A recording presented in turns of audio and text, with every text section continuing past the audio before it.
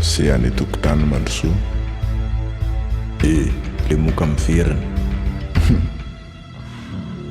mingavy anao mba hipetraka tazomoka ny resaka. Amen.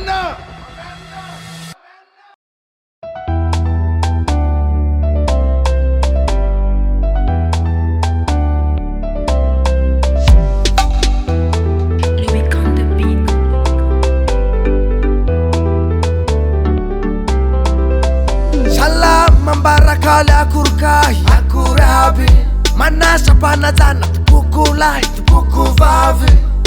hanarabavota zmukam flash palu antsirankiram nunza peu CTV otingatukutera tena salamalama tena mangofotra totsambo kafe nefa noditry mafana be manakotsako ny anaty koany na de misakafo atsy malany zay ateliko alohako amy tany RTT ihany no ahaizana an'izany nga tsy hitany mpaminany RTT ihany no ahaizana an'izany ok tapitrin'izay fitilina RTT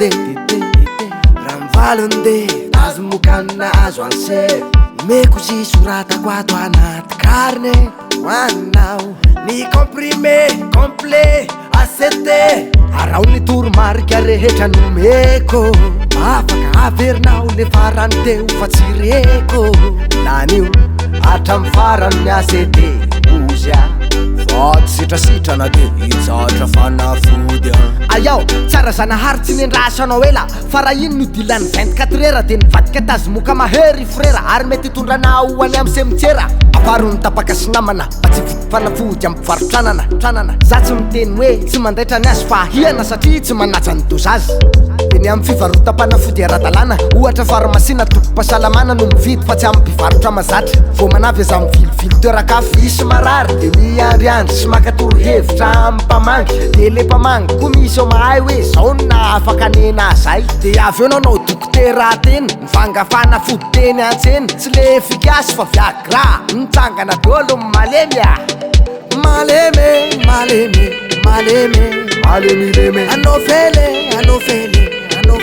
anofely femele amezako azy tsy polisatra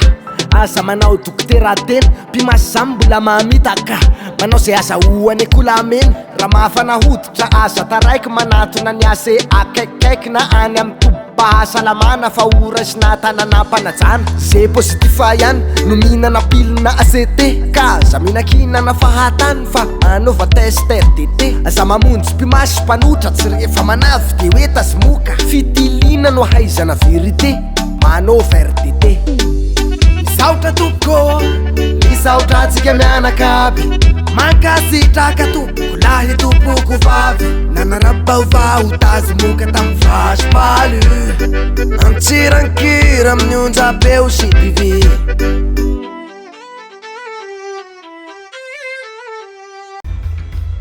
malagasy tsy ho faty ny tazomoka